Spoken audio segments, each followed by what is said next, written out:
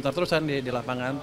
Jadi nanti nama-namanya saya udah punya sih, siapa yang tukang itu, yang biasanya tukang impor segala macam.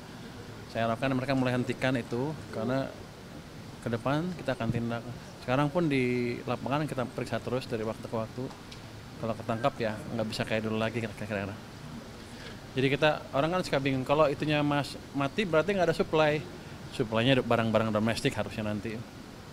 Biar industri domestik juga hidup lagi. Berarti sebagai pedagang para pakaian bekas di pasar ini seperti apa Pak? Maksudnya? Ya nanti dia beli pakaian-pakaian dari produsen dalam negeri lah.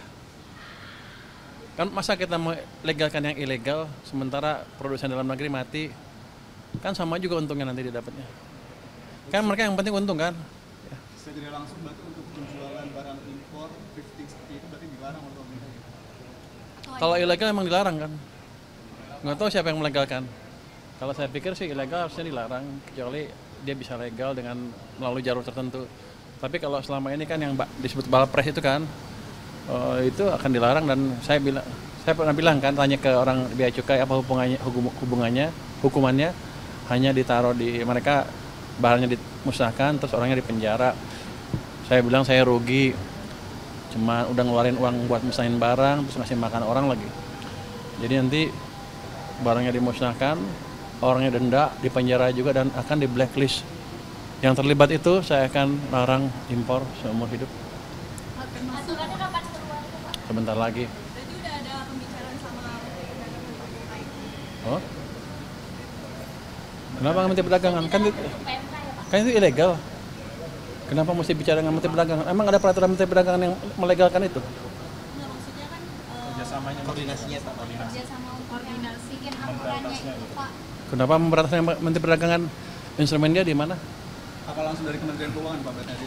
Itu kan bea cukai, berarti kan yang jaga bea cukai. Nanti kalau di lapangan mungkin yang baru mungkin Kementerian Perdagangan, tapi yang saya jaga yang di bea cukai, yang di port-port masuk.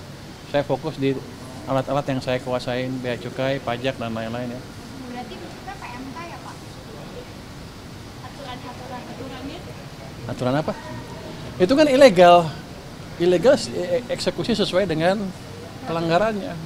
Nanti kita perketat aja peraturan yang tadi, yang bukan yang hanya ada katanya kelemahan hukum di sana, tapi kan kita bisa akalin nanti di lapangan seperti apa. Kalau mitigasinya gimana sih Pak kalau ada penolakan dari para pedagang? Penolakan, siapa yang nolak saya tangkap duluan. Kalau yang pelaku thrifting yang nolak-nolak itu ya saya tangkap duluan ya, berarti kan dia pelakunya, clear. Malah maju, malah untung saya. Coba yang ini, dia kan ngaku bahwa saya pengimpor ilegal kan. Alhamdulillah.